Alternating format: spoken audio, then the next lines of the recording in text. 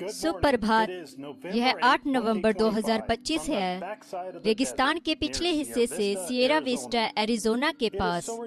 यह बहुत ही उल्लेखनीय है कि भाई जोसेफ ब्रैनम के बारे में इतनी आलोचना और गलत जानकारी के बावजूद उनके पास अभी भी परमेश्वर प्रदत्त अनुग्रह है, जिससे वे लोगों को एक व्यक्ति का संदेश सुनने के लिए बुलाते रहते हैं। परमेश्वर ने हमारे नबी को उनके सिर पर अग्नि का स्तंभ रखकर, जैसा उन्होंने मूसा के साथ किया था, उचित ठहराया।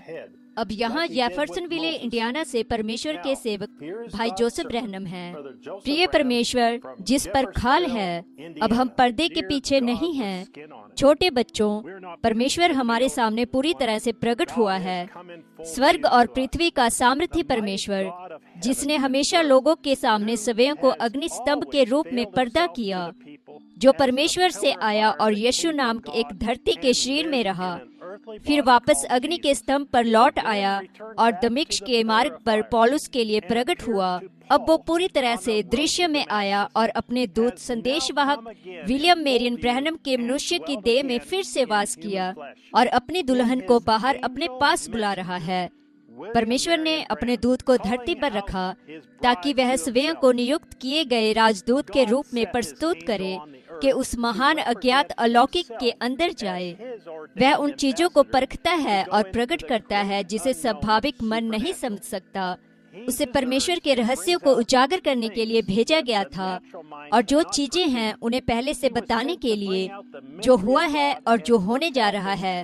वो दुल्हन के लिए परमेश्वर की आवाज है। ये क्या है? परमेश्वर जो खाल के पीछे है, मनुष्य की खाल। यह बिल्कुल सही है। आज बहुत से आलोचक हम वास्तव में सच्चे विश्वासियों को समझ नहीं पाते। उनके लिए हम पागल हो गए हैं। वे कहते हैं कि हम दैविकता के विश्वासी हैं और भविष्यवक्ता की आराधना करते हैं। कुछ दिन पहले एक आलोचक ने ट्यूसान में मुझसे कहा, उसने कहा, आप जानते हैं, कुछ लोग आपको नट या पागल बनाते हैं और कुछ लोग आपको ईश्वर। मैंने कहा, ठीक है, ये तो ऐसा चलता ही आ रहा है। मैं जानता था कि वह मेरी आलोचना करने की कोशिश कर रहा है। समझे? उसने कहा, लोग सोचते हैं कि आप एक ईश्वर हैं। जैसा यीशु के धरती पर रहने के समय था, वैसा ही आज उसके भविष्यवक्ता के साथ भी है। लोग पर्दे के पीछे नहीं हैं, वे सत्य के प्रति अंधे हैं। हम आज के लिए परमेश्वर के द्वारा प्रदान किए गए मार्ग के अलावा कुछ नहीं जानते। वो स्वयं देह में पर्दा हुआ, परमेश्वर की आवाज जो दुल्हन के लिए रिकॉर्ड की गई और संग्रहित की गई। जब परमेश्वर संसार में प्रकट हुआ तो वह एक पर्दे के पीछे छिपा था, यीशु नाम के एक मनुष्य की खाल के पीछे। वह पर्दे में था और मूसा नाम के एक मनुष्य की खाल के पीछे छिपा था। और वे ईश्वर थे, ना ही बहुत से ईश्वर, लेकिन वे परमेश्वर थे, एकमात्र परमेश्वर, जो बस अपना मुखौटा बदल रहा था, हर समय उसी काम को करते हुए, वचन को लाते हुए। परमेश्वर ने इसे इसी तरह से बनाया है। हम बस वचन से समय के संदेश के साथ जुड़े हुए या पेश किए हुए हैं। इसने अब हमें मनुष्य देह के पीछे पर्दा हुआ वचन बनाया है। दुल्हन और दुल्हा एक हैं, परमेश्वर एक है और वचन परमेश्वर है। हम वचन के साथ बंधे हुए हैं। दुख की बात है कि आज विश्वासियों के बीच अलगाव ये है कि उन्हें लगता है कि हम परमेश्वर के परिमाणित भविष्यवक्ता पर बहुत ज्यादा जोर डाल रहे हैं। इसके विपरीत वे उस नेतृत्व के स्थान को उनके पास्टरों पर रखना चाहते हैं। परमेश्वर अपनी योजना को नहीं बदलता। वे अपनी दुल्हन का नेतृत्व करने के लिए एक मनुष्य को भेजता है। यह हम में से प्रत्येक में उसका पवित्र आत्मा है, जो अग्नि के स्तंभ द्वारा हमारा मार्गदर्शन करता है। वचन एक के पास ही आता है। हर एक युग में ऐसा ही है, यहाँ तक कि कलीसिया युगों में भी, शुरू से लेकर आखिरी तक। दूसरों का अपना स्थान है, ये सही है, ध्यान दे, लेकिन उस अग्नि के स्तंभ से दूर ही बने रहें। समझे? लेकिन आज हम क्या सुनते हैं? उसी बात को। क्या आपको याद है कि दातान और उन लोगों ने वहाँ क्या कहा था? उसने कहा, अब मूसा, बस जरा एक मिनट रुकना, तूने बहुत ज्यादा अपने आप पर लिया है। अब यहाँ और भी लोग हैं जिन्हें परमेश्वर ने बुलाया है। हम सेवकाई के विरोध में नहीं हैं। परमेश्वर ने उन्हें बुलाया है। लेकिन भाइयों और बहनों, यदि आपका पास्टर आपके कलीसिया में टेपों को चलाने के द्वारा परमेश्वर की उसी आवाज को सबसे महत्वपूर्ण आवाज के रूप में नहीं रखता है, तो वह आपको परमेश्वर के प्रदान किए गए मार्ग पर अगुवाई नहीं कर रहा है।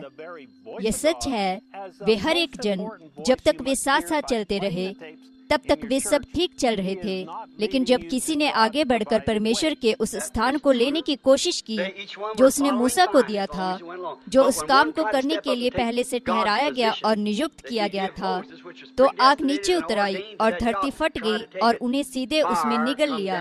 समझे, समझे, सावधान, समझे।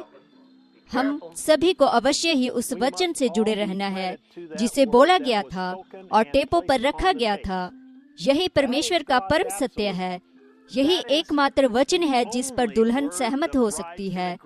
सेवकाई दुल्हन को कभी एक नहीं कर सकती, केवल टेपों पर परमेश्वर की आवाज ही कर सकती है। मैं आपके बिना कुछ नहीं कर सकता, आप मेरे बिना कुछ भी नहीं कर सकते, ना ही परमेश्वर के बिना कुछ कर सकते हैं। तो ये मिलकर ये एक इकाई को बनाता है, एक जोड़ को बनाता है। परमेश्वर ने मुझे उस उद्देश्य के लिए भेजा है। आप इस पर विश्वास करें और वहाँ ये घटित होता है। बस ऐसा ही है। देखो, पूरी तरह से पुष्टि हो जाती है। केवल मिलकर ही यह एक इकाई, एक जोड़ को बनाता है। परमेश्वर ने विलियम मेरियन ब्रैनम को इसी उद्देश्य के लिए भेजा है।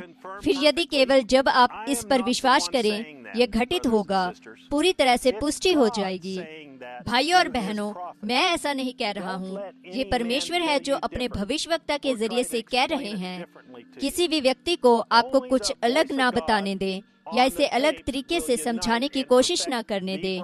केवल टेपों पर परमेश्वर की आवाज ही दुल्हन को एक करेगी और सिद्ध बनाएगी। किसी और तरीके से आप दुल्हन नहीं बन पाएंगे। तो मैं सोचता हूँ कि हम में से बहुत से वयस्क भी यही सोचते हैं। परमेश्वर जिस पर खाल है, परमेश्वर जिस पर खाल है, ये दुनिया को ये एक पागलपन या नट के जैसा लग सकता है, लेकिन ये सभी लोगों को अपनी ओर खींच रहा है। क्या आपने सुना कि उसने अभी क्या कहा? परमेश्वर जिस पर खाल है, सभी लोगों को अपनी ओर खींच रहा है, जबकि दुनिया एक नट के लिए पेच हो रही है या जुड़ रही है। हम परमेश्वर की आवाज से पेच हुए हैं या जुड़ रहे हैं और दुल्हन कहलाते हैं। ये हमें इस गड़बड़ी से निकालकर परमेश्वर की उपस्थिति में ले जा रही है। हम परमेश्वर के वचन के साथ जुड़े हुए या पीछ हुए नट हैं। आइए और इस रविवार दोपहर 12 बजे हमारे साथ परमेश्वर की आवाज से जुड़ जाएं। जेफरसनविले के समय अनुसार, जैसे ये सभी लोगों को अपनी ओर खींचता है। भाई जोसेफ ब्रैनम, संदेश अनोखा व्यक्ति 640614 ई। वचन 1 कुरिन्थियों अध्याय 1 आयत 18 से 25, 2 कुरिन्थियों अध्याय 12 आयत 11। अगली बार तक परमेश्वर आपको आशीष दे और शालोम।